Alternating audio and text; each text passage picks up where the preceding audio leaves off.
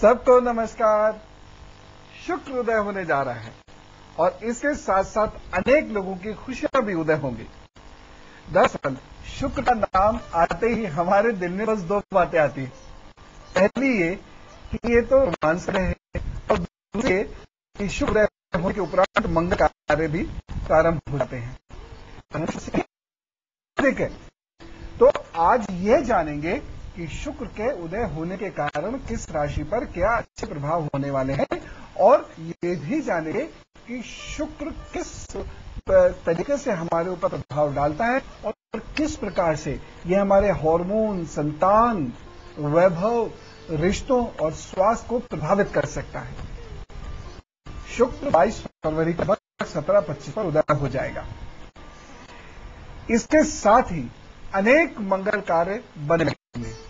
कई लोगों को आत्मविश्वास मिलेगा। जी, शुक्र अस्त होने के कारण बहुत सारे लोगों का आत्मविश्वास डोल गया था।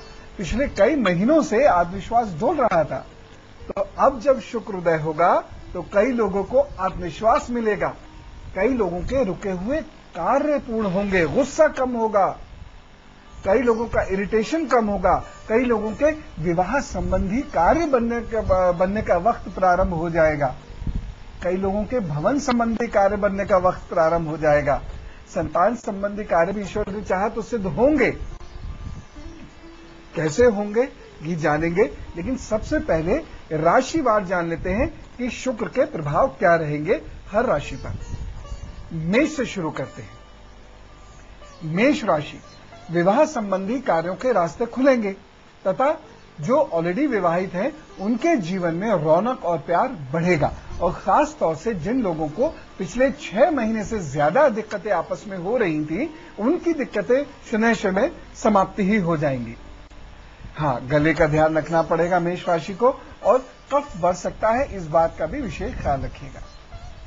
वृषभ राशि, वृषभ राशि चूंकि वृषभ राशि का तो स्वामी ही शुक्र होता है, इसलिए आत्मविश्वास डोल रहा था, शरीर कमजोर होता चला जा रहा था, लेकिन आज शुक्र उदय होने के बाद आत्मविश्वास बढ़ेगा, शरीर की शक्ति बढ़ेगी, नौकरी में प्रमोशन और स्थानांतरण की अच्छी संभावनाएं होंगी।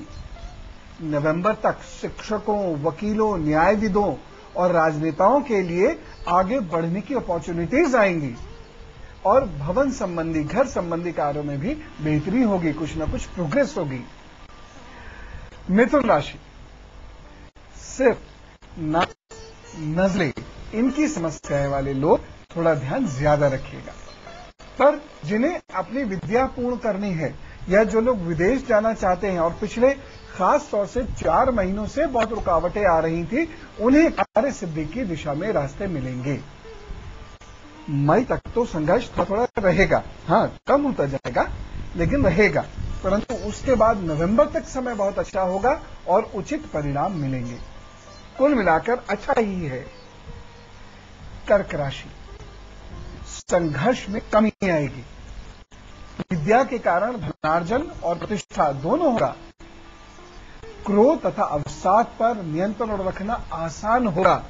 हाँ, कंफ्यूजन की स्थिति जरूर थोड़ी सी बढ़ सकती है क्योंकि दोनों गुरुओं की जो स्थिति इस वक्त है, ये स्थिति कंफ्यूजन बहुत देती है, इसलिए राशि के लोगों को बहुत शांति से अपने कंफ्यूजन को कंट्रोल करते हुए आगे बढ़ना चाहिए। हाँ, एक खास बात, वाहन चलाने में जल्दीबाजी मत करिएगा तथा ऐसा कुछ भी मत करिएगा जिससे एकाग्रता भंग हो, अन्यथा परेशानी हो सकती है। स्वास्थ्य का बहुत ध्यान रखिएगा, मूत्र संबंधी समस्याओं तथा कमर के प्रति विशेष सचेत रहिएगा। भवन और विदेश संबंधी कार्य भी पूर्ण होने के संकेत मिलते हैं। सिंह राशि, नौकरी तथा व्यापार संबंधी बाधाएं दूर होंगी, यात्रा संबंधी कार्य पूर्ण होगा, प्रेम तथा विवाह संबंधी परेशानियां भी दूर होंगी, परंतु यकायक अपने व्यवहार के कारण आप शत्रु बना सकते हैं। आपको निंदक यानी आपके जो क्रिटिक्स हैं वो भी आपको नुकसान पहुंचा सकते हैं। सिर व गले के रोगी 26 मई तक विशेष ध्यान रखिएगा। थायराइड की समस्या से ग्रसित लोग भी ध्यान रखें। नए मित्रों का जीवन में आगमन नवंबर तक हो सकता है, इससे आपको आनंद मिलेगा। कन्या राशि, आप मेहनत करना प्रारंभ करिए, जम के मेहनत करना प्रारंभ करिए। इस मेहनत को अवसाद यानी डिप्रेशन और फ्रस्ट्रेशन से मत जोड़िएगा कि हमें मेहनत के फल नहीं मिल रहे तो हम डिप्रेस हो रहे हैं या फ्रस्ट्रेट हो रहे हैं। नहीं, बस मेहनत करते चले जाइए, करते चले जाइए। जून से लाभ मिलने शुरू होंगे, उसके बाद का वक्त अच्छा है। और एक काम करिएगा, दूध और चावल का दान जरूर करते रहिएगा, कभी कभी शुक्रवार को तो कर ही दिया कीजिएगा।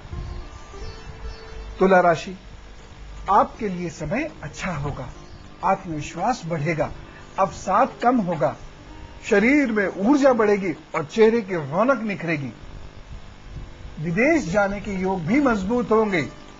जल संबंधी रोग या समस्याएं मई तक परेशान कर सकती हैं, जरा सावधान रहिएगा। वैसे चूंकि आपकी भी राशि का स्वामी शुक्र ही है, तो शुक्र का उदय होना संवेद रूप से आपके लिए अच्छा है, लेकिन थोड़ी बहुत समस्याएं उसे मई तक ग्रसित रह सकते हैं। और इतना ध्यान रखिएगा कि यदि आप बिजली संबंधी कोई भी कार्य करें, खासतौर से मई तक, तो बहुत ध्यान से करिएगा। बाकी कोई चिंता की बात नहीं है, अच्छा वक्त है। वृश्चिक राशि, आपको सावधानी से चलना है। क्या सावधानी? किसी पर विश्वास के कारण आपको कष्ट हो सकता है। वैसे भी वृश्चिक राशि की एक अजीब टेंडेंसी होती है, या तो बिल्कुल अविश्वास करेंगे विश्वास योग्य व्यक्ति पर भी, और या फिर क्या होगा, जिस पर विश्वास करना है उस पर भी नहीं करेंगे, या फिर आंख मूंद कर किसी पर भी विश्वास कर लेंगे।